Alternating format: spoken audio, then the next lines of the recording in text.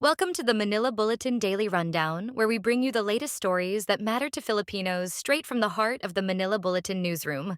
Here's the quick rundown of today's top stories. Tuesday, November 12. Tropical storm Ofel enters Philippine area of responsibility could intensify into a typhoon.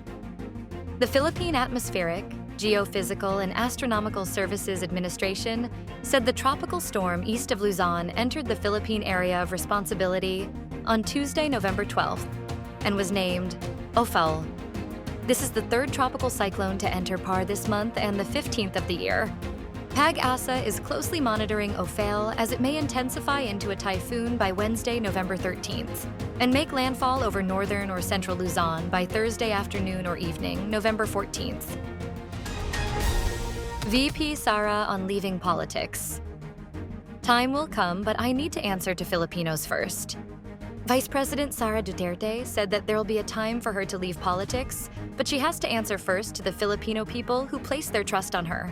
Political attack launched against the vice president by administration allies after she had a falling out with them. While she seemed to be open to the idea of someday leaving politics, Duterte stressed that she leaves it up to God. MMDA grants COMELEC access to equipment, personnel for 2025 midterm polls.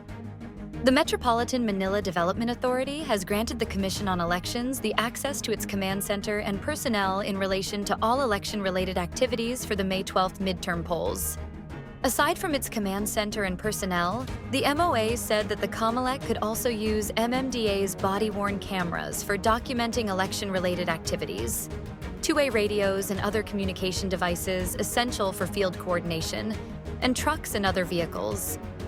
On the use of body-worn cameras, Garcia explained that they opted to request for the inclusion of the MMDA personnel using them as they are more experienced in using the gadgets.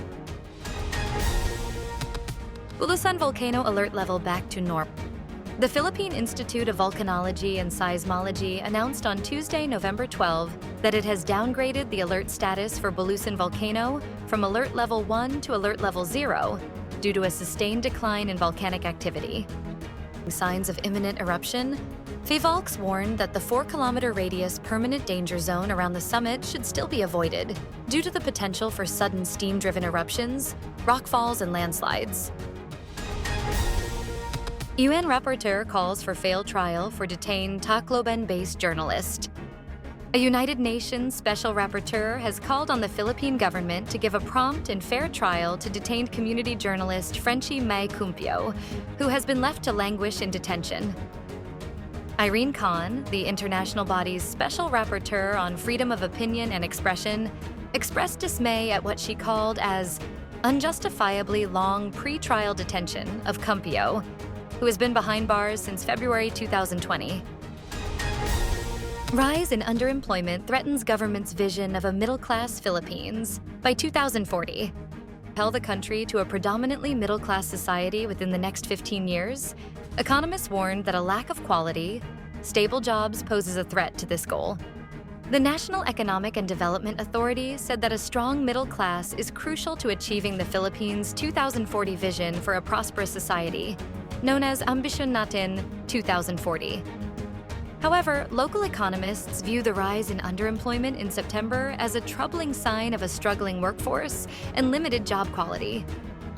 Data from the Philippine Statistics Authority revealed that the number of underemployed Filipinos, those working longer hours or taking additional jobs, rose to 5.94 million in September, up from 5.11 million a year earlier. Can you afford a middle-class life in the Philippines?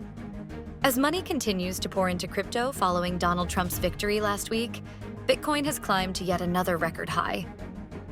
The world's largest cryptocurrency topped $87,000 for the first time on Monday. As of around 3:45 p.m. Eastern Time, Bitcoin's price stood at $87,083 per CoinDesk, up over 28% in the last week alone. That's part of a rally across cryptocurrencies and crypto-related investments since Trump won the U.S. presidential election last week. Analysts credit much of the recent gains to an anticipated crypto-friendly nature of the incoming administration, which could translate into more regulatory clarity, but also leeway. Stay updated with the latest news. Visit our website at www.mb.com.ph or follow us on social media. Thanks for tuning in to the Manila Bulletin Daily Rundown.